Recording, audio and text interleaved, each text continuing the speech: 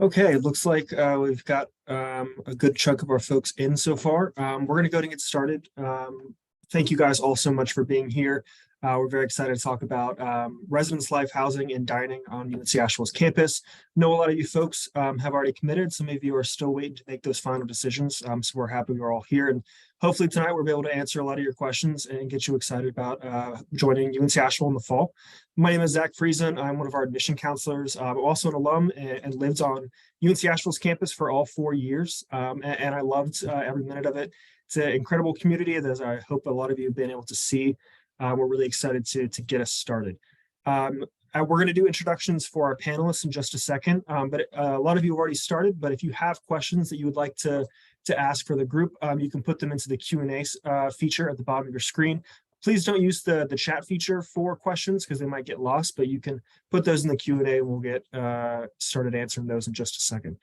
But for introductions, we'll start with Nancy. If you just let us know who you are and where you are on campus and anything else about you that you'd like to share. Great, thanks, and welcome everybody. My name is Nancy Yeager. I'm the Associate Vice Chancellor for Student Affairs, and I'll be able to answer questions related to our dining meal plans.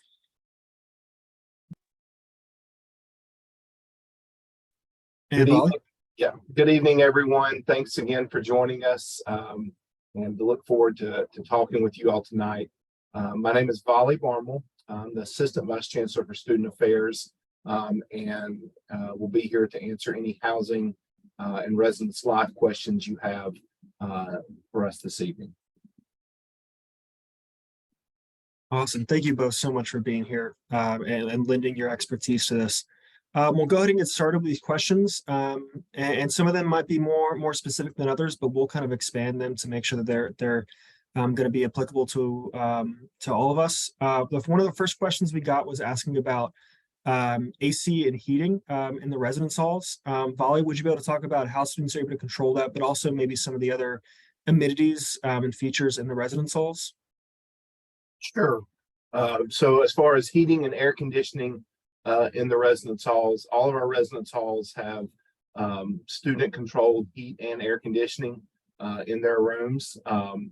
And the RAs, the resident assistants, will go over that, how to control the slider is what it's called for heating and air when you move in at your first hall meeting. That'll be one of the things they cover because in August it is warm here, and especially as you're moving in, you'll be wanting to know how to turn the air conditioning on. And many schools, there are schools that still have rooms without air conditioning where you have to have the box fan in the window and that type of thing.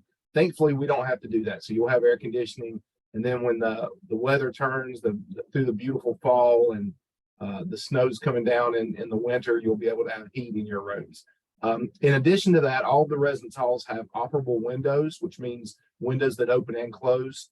I can't imagine living in the mountains and not being able to open my windows when I want fresh air. And so that is a great benefit, that no matter which residence hall you live in, you can open your windows and get a breeze if you choose to do that. All of the residence halls, as far as Zach, you mentioned some of the other amenities, all of the residence halls are similar in the amenities and the services that they offer. What makes the residence halls unique is kind of their own personality, depending on their location on campus and things like that. But all the residence halls are going to have furniture that comes with them, bedroom furniture. So that's an extra long twin bed, desk chair, dresser, nightstand, closet space, and a micro fridge. So one of the things we provide in every room is a micro fridge, which is a combination of microwave and refrigerator. So that's one less thing you have to worry about bringing. In all the rooms, in addition to the heating and the air conditioning, all the rooms have both Ethernet ports, so you can plug in if you want really fast service for gaming or things like that, which is really big on our campus with esports and things like that. But also they have Wi-Fi if you prefer to go that route. We have streaming cable television service as well as traditional cable TV in the rooms. All of the residence halls have kitchens, laundry rooms, business centers in each building. So no matter where you live, that's just a kind of an overview snapshot of all the things that are in the residence halls. Awesome. Thank you so much for that. A question about dining that we received was we have Brown Dining Hall, which is our main dining hall on campus. But Nancy, could you talk about what are the other dining options on UNC's campus? Sure. We have in Highsmith, which is our student union, the Highsmith Food Court. We are actually going through some changes and going to be changing up a lot of things this summer related to dining, but we will have Qdoba as one of the options in Highsmith. There's also a sushi and bubble tea option and a grill. In Ponder Hall, we have at the bottom of the residence hall, we have what's called the Down Under, and it serves as very similar to a convenience store, but it also has sub sandwiches and pizzas available as well. In the library, we have the Smoothie Lab, which has acai bowls and smoothies that are available. So those are the 3 other options in addition to Brown Hall. Awesome. Thank you so much. So I think we've got a couple questions about roommates. So Vali, could you talk a little bit about if somebody has someone that they know they want to live with, what's the process of getting into a housing group and living with them? Sure. So one of the things we believe, one of our values in housing and residence life is choice, and giving students, whether they're a first year student, an incoming student, a transfer student, or a continuing student, giving you as the student choice as far as where you live and who you live with. So we do not make room assignments for you. You will what's called self-select where you're going to live and who you're going to live with. We put give you the power, empower you to make those decisions. And so part of that is roommate or suite mate selection. And there's several ways that you can do that as part of the selection process. The most efficient and the simplest way to do that is by creating what's called a roommate group. So as part of the selection, you would be able to create a roommate group. And so if Zach and I were going to be together in a roommate group, and Zach, I wouldn't do that to you, but if we were going to be roommates, and Zach had an earlier selection time than I did, then I would let Zach select our room for us, for the 2 of us. And so we would have talked about it ahead of time, and we would have said, we want to be on the 7th floor of Founders Hall. And so then Zach would select that, and Zach would be able to make my assignment for me. And you can do that up to 6 people, because some of our suites have 6 people in them.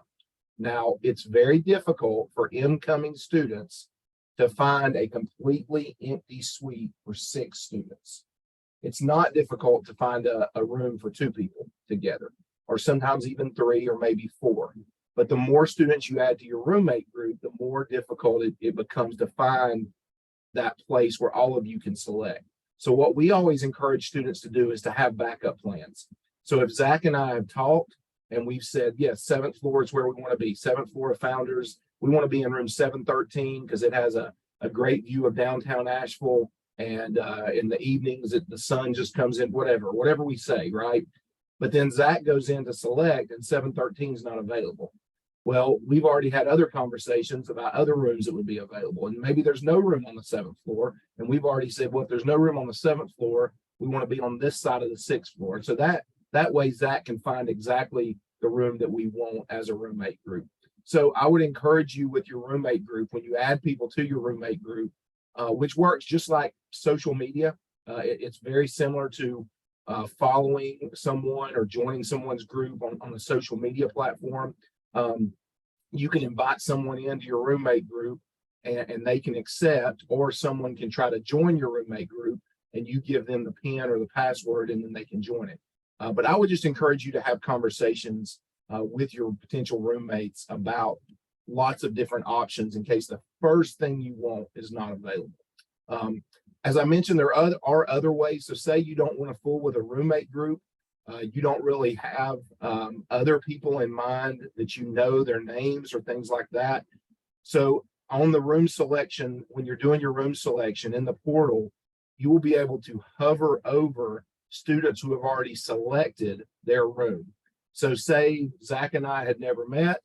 Zach had already selected a room in Founders Hall on the 7th floor, and Zach didn't have a roommate, and I didn't know who I wanted to live with. As I'm scrolling through and looking at the available bed spaces in Founders Hall, I could hover over Zach's name, and it would tell me things like Zach prefers to stay up late, or Zach prefers to go to bed early, or Zach likes to study in his room, or various things like that. Zach really likes to keep his room neat, or those types of things. And maybe all of those things sound great to me, and I say, okay, this is a place I'll assign myself to. So that's another way that students can select into. And then there are students who just say, it doesn't really matter. I can get along with anybody, and I'm just going to put myself in a room, and somebody else can select with me, and it'll be fine. And any of those options are okay. Zach, does that kind of give you a good enough overview? Yeah, that's perfect. One thing, I apologize if you already touched on this, but for our priority deadline for the housing application is tomorrow. And you mentioned that if somebody gets in earlier, they're able to select for the entire group. I assume that includes that if somebody submits their housing application after May 5th, if they're in a group with somebody, that Yes. allows them all to be in there. Yes. So the way it works is tomorrow, as you mentioned, is the priority deadline. And so all of those students will go into kind of a lottery for kind of the first selection times. So when housing opens for incoming students to select on June the 5th, if a student applied back in February for housing, or if a student applied in March or April, anytime before that priority deadline, they're all in a lottery. And they may have the earliest time slot, which may be at 9 o'clock in the morning, or it may be, actually, I think we're doing something different this year. We're actually opening selection in the evening for students who are still in school or are working during the day. They'll be able to do it in the evening. So say it's 6 o'clock in the evening is when the first selection time is. If a student doesn't apply for housing until the end of May or the 1st of June, they would be in kind of the second batch of housing. Doesn't mean they're not going to get a room on campus. Doesn't mean they're probably not going to get what they want. They would just be in that second group of selection. But nothing keeps those students from also being pulled into roommate groups and being part of those first students that are selected. Does that make sense, Zach? That's perfect. Thank you so much. So Nancy, for dining, we have a lot of students coming in that might be vegan or vegetarian or have dietary restrictions, whether that's allergies or gluten-free or anything like that. What kind of advice or resources are available for students that are navigating dietary restrictions on campus?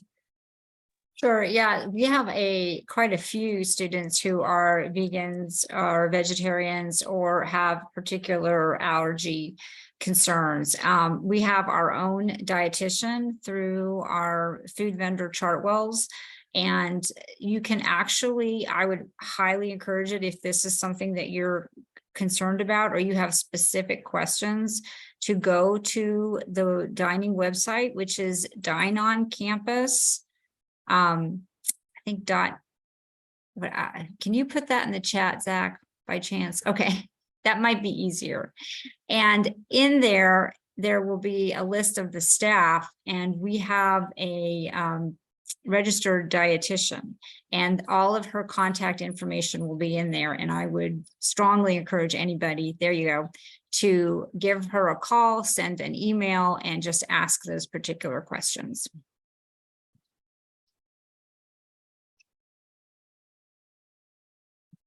Awesome. Thank you so much. One of the questions that we got, Volley, was about service animals in the residence halls. Can you talk a little bit about the process for service animals, and then also about emotional support animals, and just are pets allowed in general in the residence halls? Great. Yeah, sure. So yes, there's there's several different classifications of animals in the residence halls. One of those is pets. Are pets allowed in the residence halls? Up until this summer, the answer has always been no, outside of fish. But we are piloting for the first time a pet-friendly area in the residence hall. It is for continuing students only, that the pet-friendly residence hall area, and it's already full. And so that's something that you can look forward to for your second year or after you've been here in the residence halls. The other animals that are allowed in the residence halls are both emotional support animals, commonly referred to as ESAs, or service animals. And there is process for having either of those in the residence halls. And that process starts with the Office of Academic Accessibility. So students reach out to the Office of Academic Accessibility. And if you go to the Office of Academic Accessibility's website, there's kind of a workflow, a process for what you need to do, what documentation you need, and things like that. But you would work with the Office of Academic Accessibility for either an emotional support animal or a service animal. And then at some point, if they approve that, if they granted the request, they would contact our office and they would say, this person, Zach, is approved for an emotional support animal. And that's the information that we would have. They don't disclose why you need an emotional support animal or why you need a service animal, because that's not any information that we necessarily need to know. The difference between ESAs, emotional support animals, and service animals are emotional support animals can live in the residence halls and in the residence halls only. Service animals can be taken elsewhere on campus. There are service animals that are permitted in the dining hall, in academic buildings, in the library, and things like that. So there is a difference. There is a distinction between service animals and emotional support animals. An emotional support animal is under the Fair Housing Act, and allows students who have a need to live with that animal for the support it gives them to live with them in the residence hall. Awesome. Thank you so much. I didn't know that we were having a pet-friendly section of residence halls. That's awesome. Nancy, the next question is about bulldog bucks, specifically for folks that are living off campus. So a lot of our guests tonight are first-year students, which are required to live on campus, but we do have transfers here as well that are not required. And the question is, can a student that is not living on campus have bulldog bucks added to their account without having a meal plan? Absolutely. Actually, off-campus students, we're completely revamping our meal plans this year, and you can also find all of that information on the Dine on Campus under the meal plan tab. But yes, if you're off campus, you can still purchase a residence meal plan, you can purchase a block meal plan, or you can purchase bulldog bucks, which is formerly called declining balance, anytime you want during the semester. Awesome, thank you. And then additionally with that, could you explain a little bit about how the meal plans work? And I know they're changing a little bit for next semester with some options for unlimited plans. Yes. Could you kind of give a breakdown for that and how it works kind of swiping into Brown Hall? Sure. So first-year students are all going to be defaulted to our new unlimited plan. And what that is you can go into Brown Dining Hall anytime of day and as many times as you want. That Brown Dining Hall is open with a 15-minute window in between swipes. And you can go in, for instance, before class and grab a coffee and a bagel, and then come back after class and get a full breakfast. You can go in the afternoon and just get a soda if you want, because you don't want to use your bulldog bucks at one of the other retail outlets.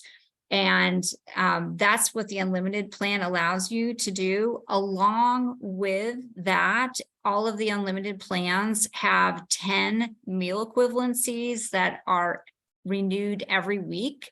And what those are is those are specific meal options that we have at our different retail outlets that I talked about before, the Highsmith Food Court, the Smoothie Lab, and the Down Under. And you can use those meal equivalencies at any of those locations, and you get 10 every week. Also, with the unlimited plan, for the defaulted plan, you will get 50 Bulldog Bucks, as well as 5 guest passes that you can bring your parents in, you're a friend in who's not on a plan. And what you will be allowed to do over the summer, you're going to get an email, and it will allow you to change to one of the other plans that first-time first years are allowed to change to, which is either other unlimited plans with increased Bulldog Bucks if you want. There's different pricing associated with those, or you can switch to the one block plan that first-time first years are allowed to do, and that's the 240 block plan. And what that does is it gives you 240 meal swipes that you can use throughout the semester. And of those, I believe the 240 is 112 of them can be meal equivalencies. So it breaks out the meal equivalencies, and then there's Bulldog Bucks associated with each one of those as well. So you can switch up until the 3rd day of class. So you can switch throughout the summer, or you can switch if you get here and you're on the unlimited plan and you want to switch to the block plan, you can do that as well. After the 3rd day of class at midnight, you're locked in for the semester, but then you can change every semester. Awesome. Thank you so much. Volley, we got a couple questions about which residence halls folks can live in. Can you tell us which residence halls serve mostly first year students, or which are available to incoming first years? Yes, certainly. I guess the simplest way to answer that is in reverse, and say that if you're not a first-time first-year student, so if you're a transfer student, if you're a continuing student on campus, you can live in any residence hall on campus. There's no limits about where you live. If you are a first-time first-year student, you can live in any residence hall on campus with the exception of the Woods and the Village. And those residence halls, again, are for upper class or continuing students only. Now, as far as how that usually breaks out, most of our first year students live in one of 3 areas. They either live in Founders Hall, Mills Hall, or what we call the Ridges, which is West Ridge and South Ridge. Founders Hall and Mills Hall are right next to Highsmith, to the student union. They're very near Brown Hall, which Nancy talked about as the main dining hall. They're very close to the academic core of campus. They really are right in the middle of everything. That's Mills Hall and Founders Hall. And so they're by nature more social residence halls. Students just kind of pop in, they visit over there a lot, just a lot of activity going on. And for a lot of students, that's exactly the environment they're looking for in college and living on campus. But for other students, that may not be what they're looking for. And so the Ridges, which is West Ridge and South Ridge, they are a little bit further removed from the main part of campus. And when I say further removed, they're a 5-minute walk instead of a 20-minute walk, okay, or instead of a 1-minute walk. So it's not like they're miles away. It's just a little bit further walk. They're in a beautiful wooded section of campus. It's just absolutely gorgeous. They join the Botanical Gardens, which has hiking trails and a creek that runs through it. Just a great space. But they are a little bit quieter because they're not right next to the student union. They're not right across from the academic quad. And so they are typically just a little bit quieter. And so those are the 3 areas that most of our first year students live in. Ponder Hall and Governor's Hall do have some first year students that live in those buildings, but those are primarily upper class residence halls, continuing student residence halls. And so it happens every year that because they're both newer buildings. Ponder Hall has the Down Under in it that Nancy talked about. And so every year there's a first year student that sees a room available in Ponder and they've heard how great it is. And so they want to be there, and they select into Ponder Hall, and then they move in. And for those first 3 or 4 days, the building's very quiet. It doesn't seem like there's anybody else around. And they want to know why, what's going on. Well, it's because the continuing students haven't arrived on campus yet. And so you're in a continuing student residence hall. So you just have to weigh all of those things. But again, the good news is after you select, if you change your mind, say you hear of a friend that you've got classes with, and now you want to be in their building, it's very easy to change rooms as well. Awesome. And there was another question about changing rooms. We have a lot of students that are going to be going through pre-orientation trips or other summer events. If a student selects their housing on June 5th, and then afterwards finds someone that they would like to room with, is there a process for switching their room and being able to live with that person? Yes. As I said earlier, it's all about choice. And so if student selects on June the 5th or June the 7th, and then they meet somebody at a pre-orientation program or through the admissions Instagram page or through a service we provide called My College Roomie, or a thousand other ways, whatever the case may be, they have up until July 31st to continue to change their selection.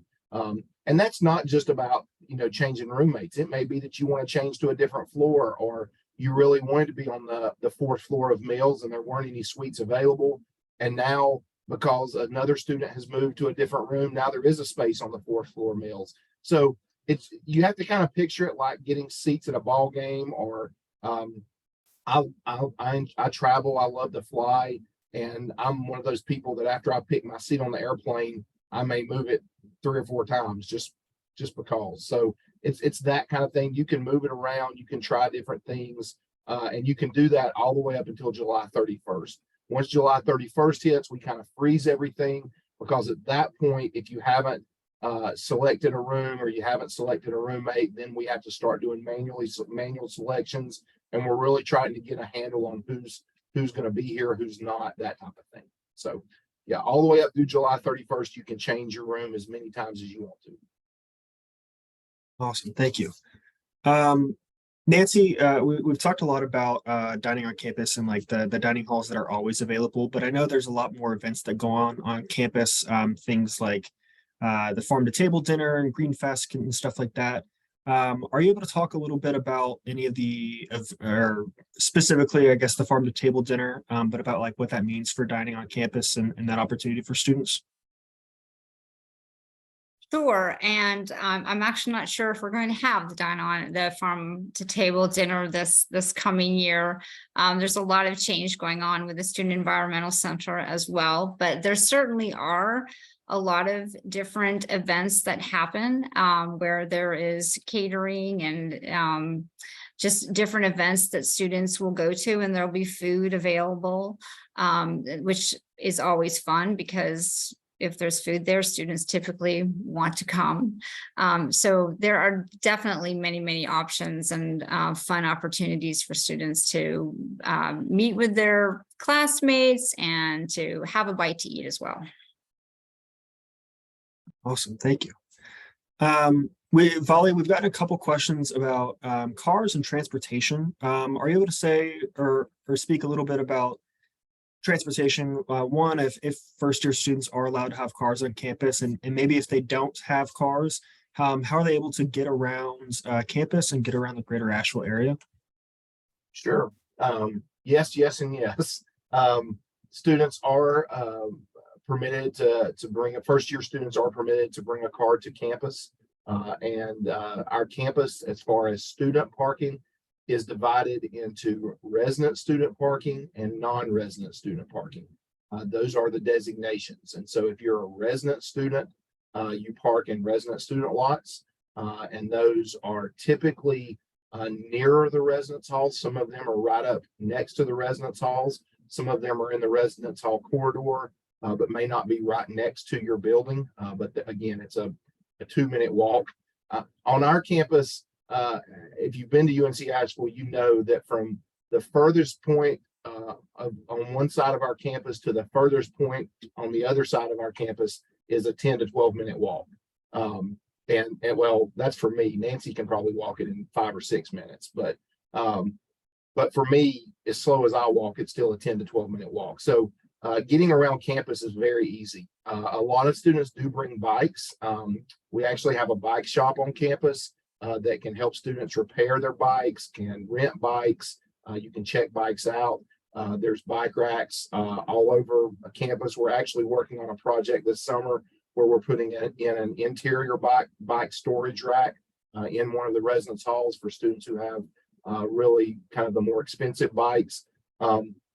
So biking, but then university has shuttles that the university owns, and the university shuttle service, which obviously is free to students. It runs all over campus pretty frequently. I think it's like every 8 to 10 minutes. The shuttle stops by those spots on campus, but it also goes to some locations off campus. It goes to some of our off-campus housing. So if you're a transfer student who's going to be living off campus, the university shuttle does visit some of those sites. It also goes down to like Merriman Avenue, where there's a pharmacy, and then that gets you to the city bus system. The city bus actually runs on campus. The loop of campus, the city bus comes through several times a day, and with your university ID, you can ride the city bus for free. So you can go downtown, you can go to the grocery store, you can go to a restaurant or any of those things on the city bus at no cost to yourself. And what I always tell students, and what I tell I have a son who's going to be a freshman in college, a first-year student, and I say, if you can save your gas and ride the bus or ride the shuttle, do that. Choose to do that. And so I think it's a great educational experience for students to learn how to use public transportation. I think it's really, really beneficial. And so that's one of those educational benefits that you get at UNC Asheville that doesn't cost any more money to ride the shuttle, to ride the bus. So the answer again is yes, you can have a car, but maybe you want to have your car here and park it and only use it, when after a few weeks when you go home to get your laundry done or whatever. That may be when you use your car. Awesome, thank you. Nancy, so many of our students are engaged in things, whether it's just going to classes or clubs and stuff. So I feel like they're always on the go. Is there any options for students to be able to take food from Brown Dining Hall and take it with them, or kind of what does that look like? Absolutely. In fact, our Student Environmental Center gives a gift to all of our first incoming students, an Echo clamshell, which you can use to go into Brown Hall and fill up and take with you. And then when you're done with it, you just empty it. And then when you come back to Brown, you leave your dirty one and you get another one. So that will be given to you as a free gift from courtesy of the Student Environmental Center. You will also get, if you live on campus, you're going to get a free tumbler, which UNC Asheville tumbler, which can be used in Brown Hall. I talked about going in, especially if you're on the unlimited plan, you can go in and get a free drink, or use that tumbler to fill up for a cold drink or a hot drink, and take that with you as well. So yes. Awesome. I love that unlimited plan. Of course, I did that after I graduate. We've gotten a question, Volley, about if there's a campus curfew, and if housing is accessible at all hours. Can you answer that if there's a curfew, but also talk a little bit about security in the residence halls and how safe it is? Yeah, great point, Zach. That's where I would have went with it. Can we tell my student, can I tell my son there's a curfew where he's going to school? That's a great idea. No, there's no curfew in the residence halls. But one thing that may be referring to is the residence halls are locked 24/7, 365. You access the residence halls with your student ID or with your university ID that you swipe there at the door to get you in. And that, if you're a resident, say you're a resident of Founders Hall, you have 24/7 access to Founders Hall. If you're not a resident of Founders Hall, but you're another resident student, you have access to Founders Hall with your card up until 8 p.m. After 8 p.m., then either your host, whoever you're going to visit, has to come and let you in, or you have to find an RA and go through the building that way to get in. So it's not a curfew, but we do kind of control access in some ways. As far as safety and security on campus, all of the residence halls have service desks in them that have one of our staff, a student staff member, a resident assistant that sits there at the desk from 8 p.m. to midnight. That's typically the busiest times for food deliveries. That's the busiest time for visitors coming to campus to visit students.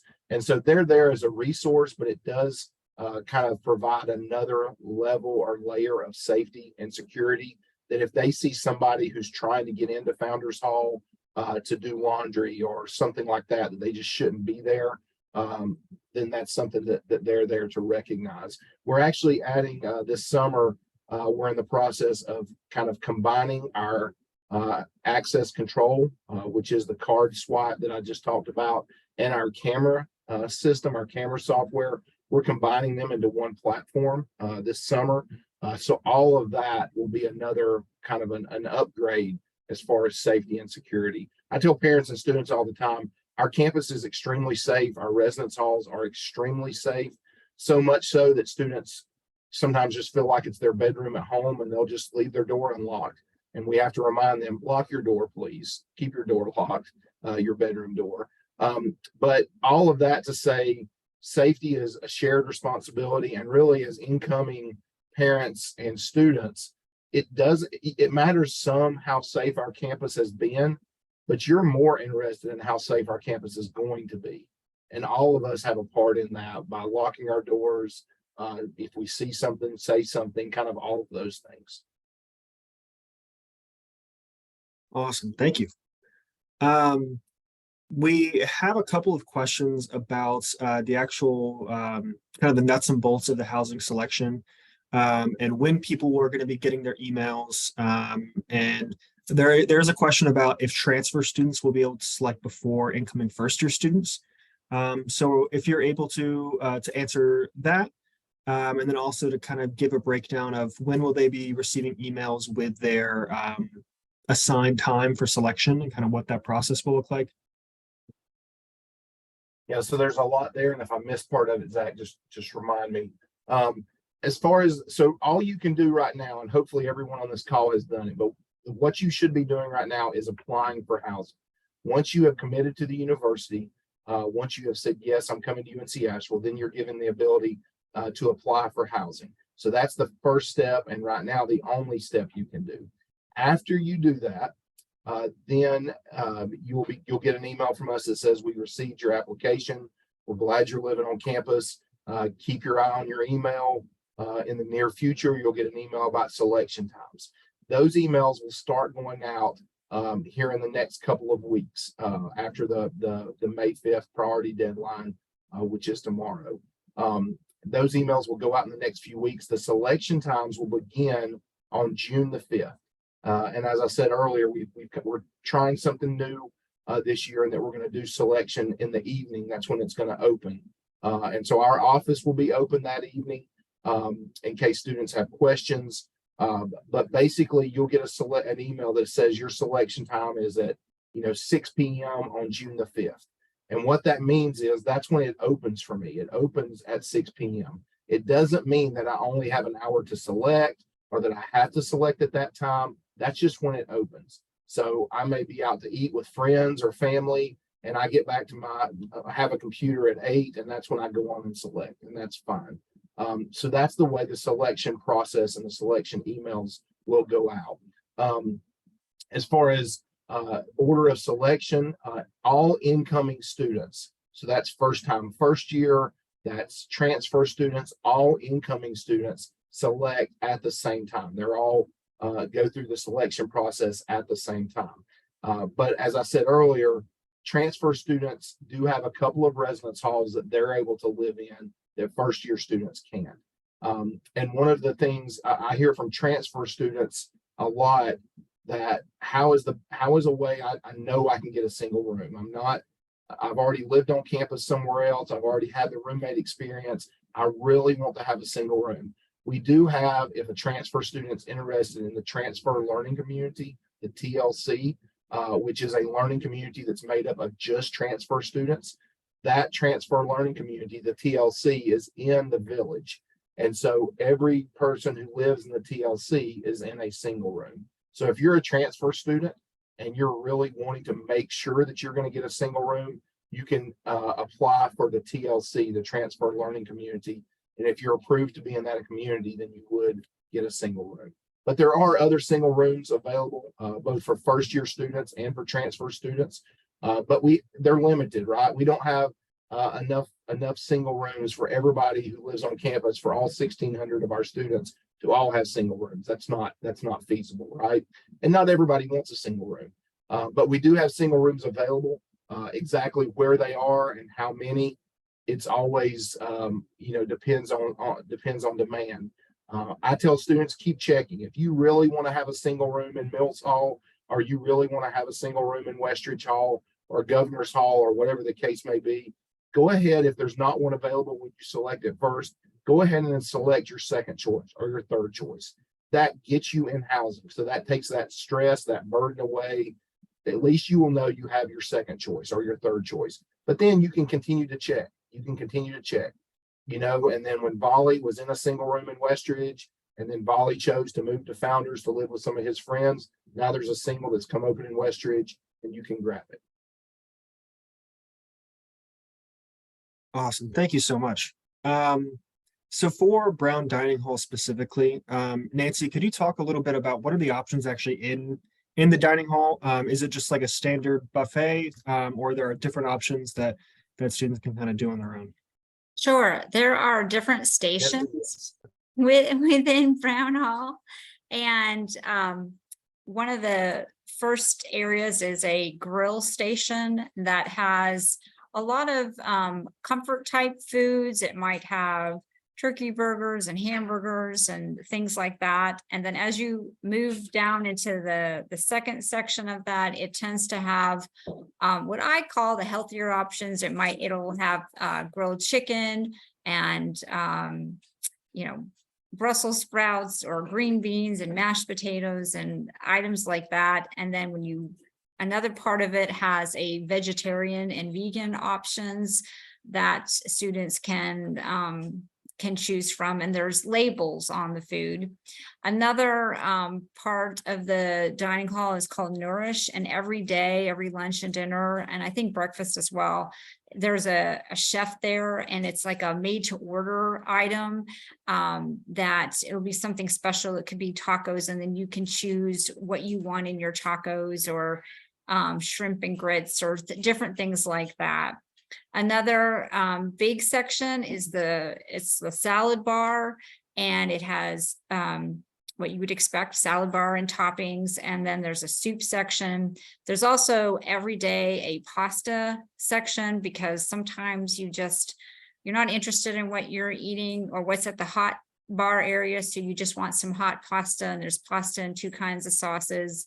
There are wraps and desserts around the other side.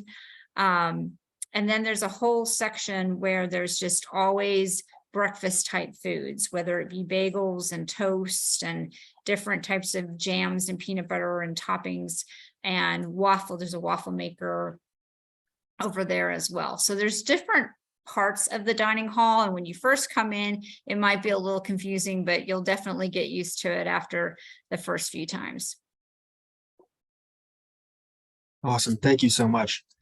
Volley, you mentioned earlier of the availability for students to bring bikes on campus and like where to store those. We did get a question about skateboards. Are other modes of transportation available? Are skateboards allowed on campus, or are there specific spots that are available for that? Wow, that's awesome. I'm so glad we got that question. Nancy and I are both giddy, and I'm going to let Nancy talk about this, because yes, skateboards are allowed, but we have an incredible new initiative that Nancy and partners in campus recreation and health and counseling have been working on. So Nancy, go ahead. Okay, so we're working on this summer, and hoping to have it open by the time school starts. It kind of depends on the supply chain issue, but we are creating a skate park in one of our parking lots that doesn't get used very much. And so I've been working with our health and counseling. And actually, the idea came from some of our students through their advisor in health and counseling. And then he brought it to me, and then we incorporated campus recreation. One of our employees is a big skateboarder himself. So we've designed, with the help of some students, a skateboard park. It's not going to be as big as some of the others that are in Asheville, but it's decent.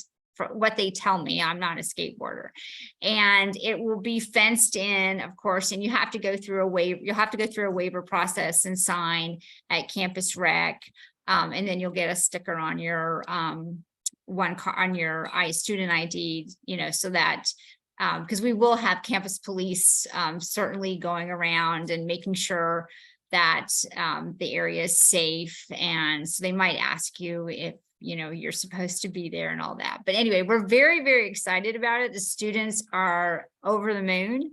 So hopefully that will be available come August. That is awesome. Again, you guys do all the cool stuff after I graduate.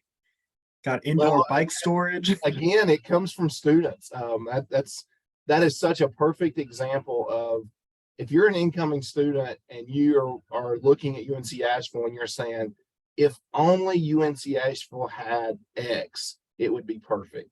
Well, when you get here, you have an ability to make that happen, because we add so many things based on student feedback. And so, yeah, it's exciting. Awesome. Well, thank you guys both so much. Looks like the questions have kind of finished off for the night. Before we get close out here, I just want to give both of you the opportunity to add any additional notes about housing, living on campus, about dining, anything like that. Just kind of giving you guys an open floor if there's anything else you wanted to add that we didn't get to. Well, I'll go first and I'll let Nancy round us out, save the best for last. But I will mention something about dining that is, for students or parents, potential students or family. I'm not in dining. I'm not over dining. I'm a staff member here on campus. I can go anywhere I want to eat lunch. And usually 3 or 4 times a week, I eat on campus. I eat in the dining hall, or I eat in Highsmith, or I eat in the Down Under for lunch. And for as far as the value for the money, especially in Asheville, you're not going to get anything better. So just take that with a grain of salt for what it's worth. But I get lunch, like I said, 3 or 4 times a week on campus. As far as housing goes, one of the things that our office does, and there may be some of you out there who tonight who I've already done this with, but we do provide virtual and in-person tours over the summer for the residence halls.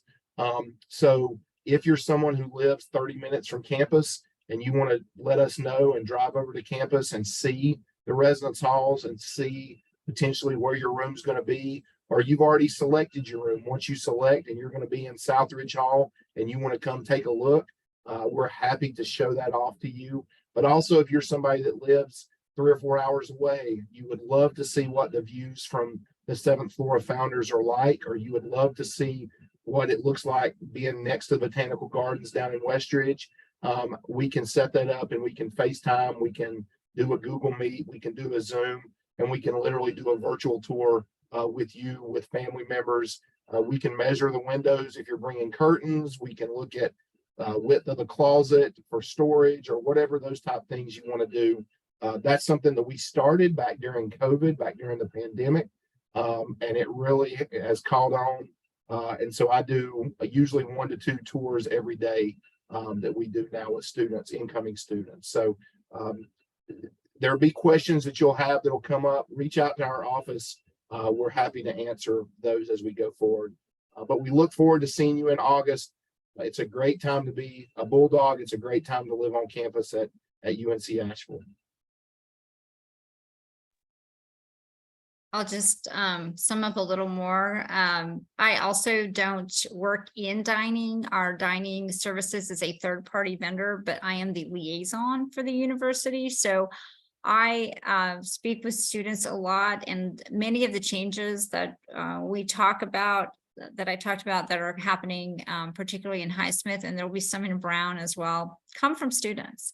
So I always want to hear from students, what they like, what they don't like. We can't promise everything, but we try to make changes as we can. There's a lot of different options, particularly for a school our size. A lot of people have come and said that they're impressed by the number of options that we have.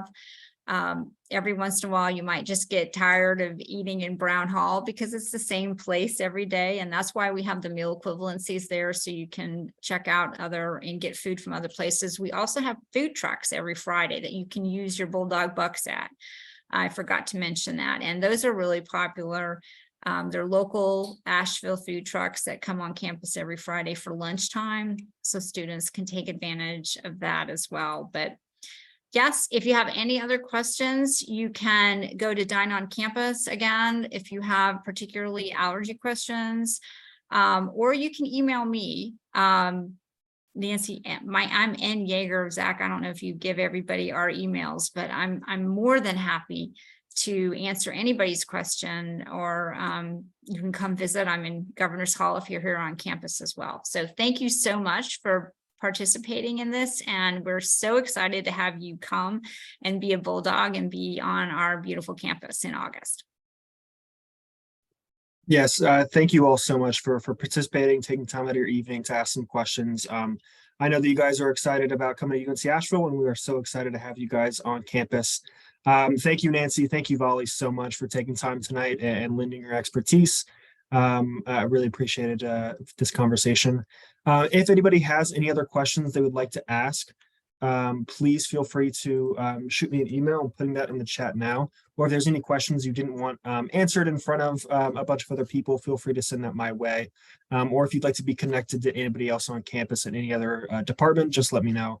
We've got a very small campus, folks that want to talk to you, want to help you, and support you in any way they can. So thank you again, panelists. Thank you again, students, and look forward to seeing you guys in the fall. Good night.